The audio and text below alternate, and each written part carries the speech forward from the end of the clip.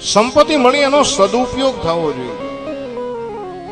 તમારી આગળ સંપત્તિ ભગવાને તમને ઓકાત કરતા જો વધારે આપી દીધું હોય તો આવા સત્કર્મો કરો,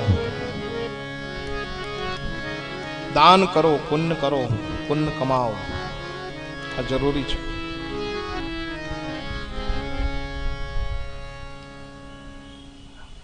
તમને હું એક જીવંત ઉદાહરણ આપું. મારે ઘણો બધો શિષ્ય પરિવાર છે.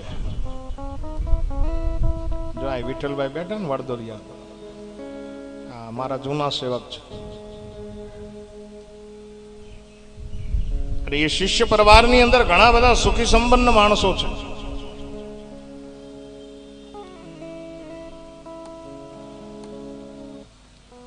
અને એમાંથી જયારે આપણું મન માને ત્યારે આપણે કહેતા હોય કે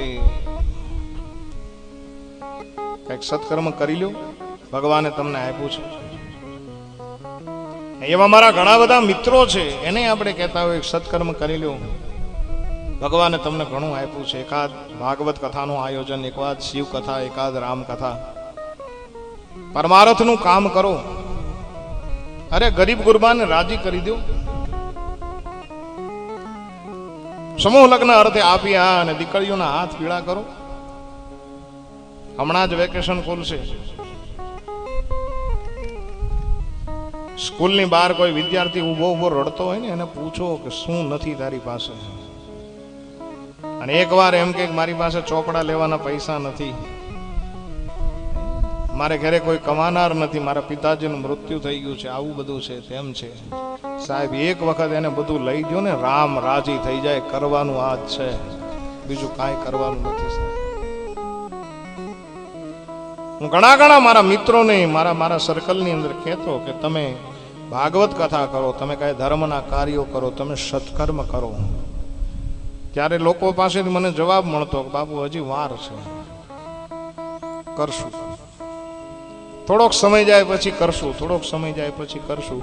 પછી ઘટના કઈ ઘટી ખબર? એક વખત સાહેબ રાતે 8 વાગે આવ્યા ટીવી ઉપર. હા, અને 8 વાગે આવીને કીધું કે આજથી નોટબંધી થાય છે, અમુક નોટો બંધ થઈ જાય. પછી જે મને ફોન આવ્યા, તમને કહું બાપુ કાંઈક સેટિંગ કરી જો, કાંઈક સીધા કાગળિયા થઈ ગયા. સાહેબ કોથળા ભેર્યા હતા એના કાગળિયા થઈ ગયા. તમને શું કહું, કાંઈ કામ નું આવ્યું. થોડીક બેંકમાં સેટિંગ કરો તો આપણે ભાગવત કથા કરીએ. અરે મેં કીધું હવે જવા દે એ બધી વાત, હળગાવી દે, ગટરમાં નાખી દે. અને એટલા માટે નાણું મળે પણ ટાણું ન મળે. સાહેબ સમય સ્વીકાર્યા અને જેણે દાન કર્યું છે કરવાનું આ જ છે. મનુષ્ય દેહ મળ્યા પછી સાહેબ કાયાનું કલ્યાણ કરવા માટે કુછ કરો, કઈક ભજન કરો, કઈક સત્કર્મ કરો. પણ અમુક માણસો એવા હોય, સંપત્તિ મળ્યા છતાં પણ તમે જો હું તો ઘણા ને એવું કહું કે આ જે છે ને, આવા બધા છે ને એ ધાનના ધનેડા છે.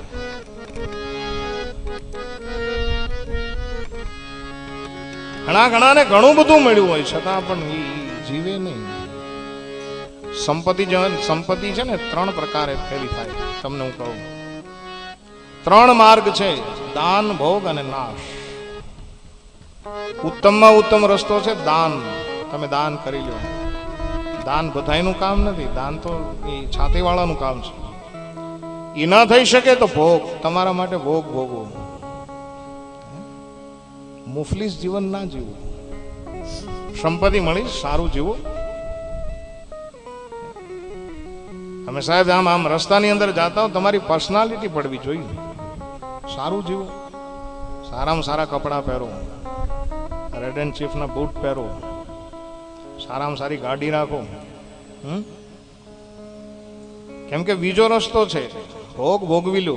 દાન ન કરી શકતા હો તો ભોગ ભોગવ્યો. અને જો આ 2 માંથી એકે ન કર્યું હોય, ઘણા સંપત્તિ ગણી હોય તો એ ગામડે ડાબા કાઢતા હોય કે લા દાડિયા રાખી લેવાય.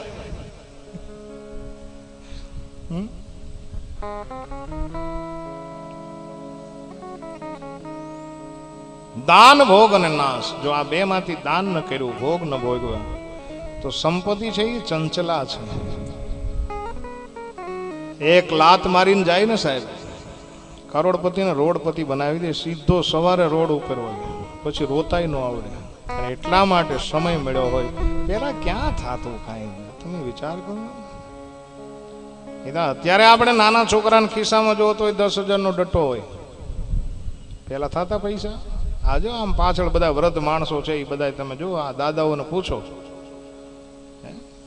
આખી જિંદગી રળી રળી રળી રળીને તૂટી ગયા તોય કાંઈ ન થાય. સાહેબ પૂછો ને તમે તારે, મારી આ ખોટી વાત હોય પૂછો. બરાબર ને દાદાઓ?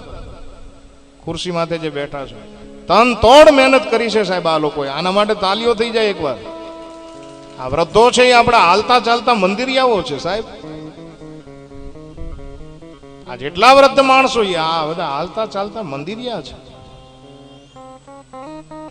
અને તન તોડ મહેનત કરી કરી અને 1 રૂપિયો પેટીઓ રળતા.